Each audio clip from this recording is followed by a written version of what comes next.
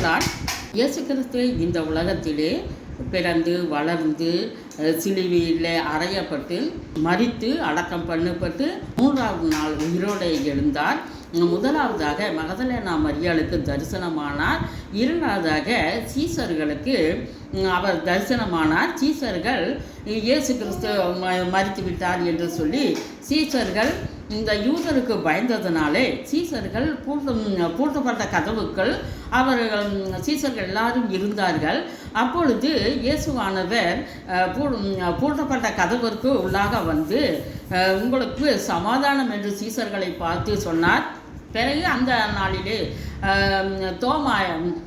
தோமா இல்லை, மற்ற சீசர்கள் எல்லாரும் இருந்தார்கள். அவர்களை பார்த்து இதோ என் கைகளிலும் கால்களிலும் ஆணி அடித்தார்கள், என்னுடைய விழாவிலே ஈட்டியை குத்தினார்கள் என்று சொல்லி எல்லாவற்றையும் காண்பித்து விட்டு 8 நாள் கழித்து மறுபடியும் இயேசுவானவர் பூட்டப்பட்ட கதவிற்குள் வந்தார். அப்பொழுது அதற்கு முன்னாடியே தோமா சொன்னார், இயேசுவானவர் இங்கு வந்தார்கள் என்று சொல்லி சீசர்கள் தோமாவுக்கு சொன்ன பொழுது தோமா நம்பவில்லை. நான் இயேசுவை நான் பார்த்து அவருடைய கைகளிலும் அவருடைய கால்களிலும் அவருடைய விழாவிலும் நான் கைவிட்டு பார்த்தால்தான் நான் நம்புவேன் என்று சொன்னார். அதே போல் இயேசு கிறிஸ்து 8 நாளைக்கு பிற்பாடு அந்த பூட்டப்பட்ட கதவிற்குள் மறுபடியுமாக அவர் வந்தார். வந்து தோமாவும் இருந்தான். அப்பொழுது இயேசு கிறிஸ்து, தோமாவே உன்னுடைய கையை கொண்டு வா, என்னுடைய விழாவில் விடு என்று சொல்லி தோமாவின் கையை பிடித்து இயேசுவானவரின் அந்த விழாவிலே விட்டார். பிறகு கைகளிலும் கால்களிலும் ஆணி அடித்ததை தோமாவுக்கு காண்பித்தார்.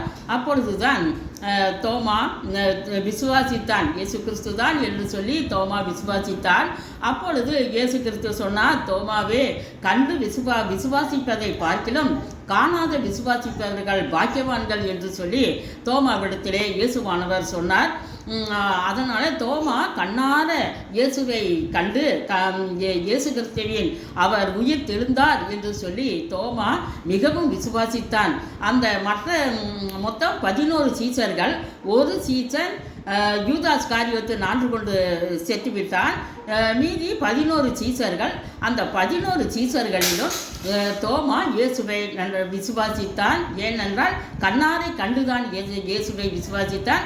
அந்த தோமா இந்த இந்தியாவுக்கு வந்தான். இந்தியாவுக்கு வந்து இயேசு கிறிஸ்து தான் மெய்யான தேவன் என்பதை பரப்பினான்.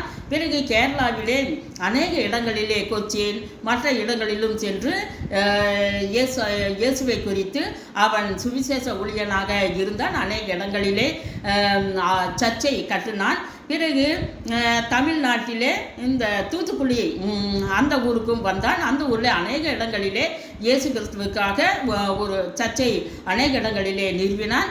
பிறகு கடைசியிலே சென்னைக்கு வந்தான்.